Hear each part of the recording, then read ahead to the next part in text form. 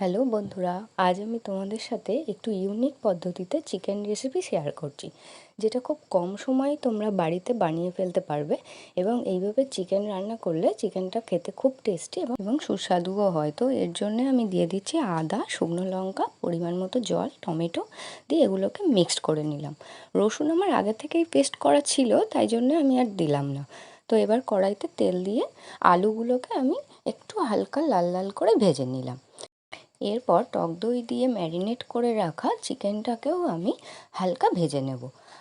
আমি চিকেনটাকে আধা ঘন্টা মতো টক দই দিয়ে ম্যারিনেট করে রেখেছিলাম, তোমরা চাইলে সেটাই করতে পারো। তো চিকেনটা ভাজলে কি হয়, চিকেনটা খুব সফট হয়ে আসে। তো একেবারে খুব বেশি ভাজবো না, হালকা লাল লাল করে ভেজে আমি এটাকে তুলে নেব।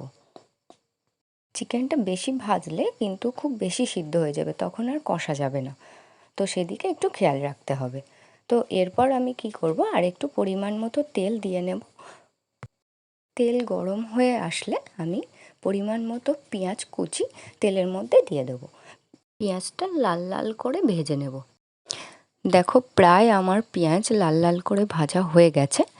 এরপর আমি এই পেঁয়াজ ভাজার মধ্যে পরিমাণ মতো রসুন বাটা আর আগে যে মিশ্রণটা আমি করে রেখেছিলাম আদা, শুকনো লঙ্কা, টমেটোর, এই মিশ্রণটা আমি এবার তেলের মধ্যে দিয়ে দেব।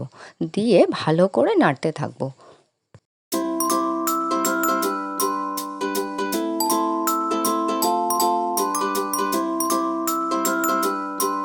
একটু ভাজা ভাজা হয়ে আসলেই আমি এর মধ্যে জিরের গুঁড়ো, ধনিয়া গুঁড়ো ও লবণ পরিমাণ মতো দিয়ে আবার একটু ভালো করে নাড়তে থাকবো।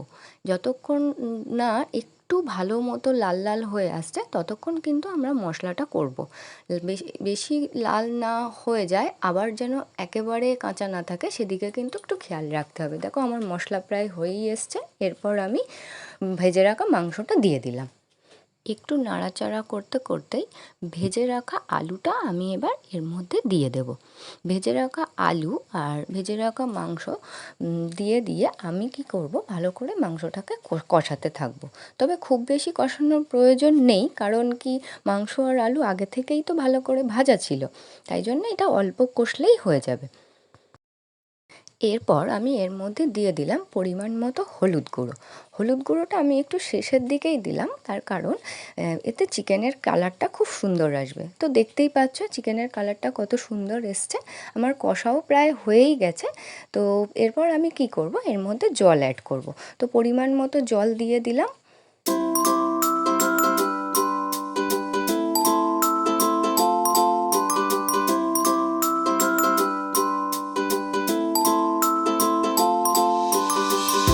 এর মধ্যে দুটো কাঁচা লঙ্কা আমি দিয়ে দিলাম। তোমরা চাইলে দিতে পারো, না চাইলে নাও দিতে পারো। যারা ঝাল খেতে ভালোবাসো না তারা এটাকে অবশ্যই স্কিপ করো, তা না হলে ঝাল খেতে পারবে না। তো এরপর দেখো, আমার মাংস হয়েই এসছে, পুরো রেডি। এরপর আমি গরম মশলা দিয়ে দিলাম, দিয়ে একটু নেড়ে চেড়ে আমার আজকের মাংস পুরোটাই কমপ্লিট হয়ে গেছে। তো এইভাবেই তোমরা বাড়িতে তৈরি করে খেয়ে আমাকে জানিও অবশ্যই কমেন্টের মাধ্যমে। আর অবশ্যই আমার চ্যানেলটা সাবস্ক্রাইব করে দিও। তো চলো, আজকের মতো টাটা, বাই বাই।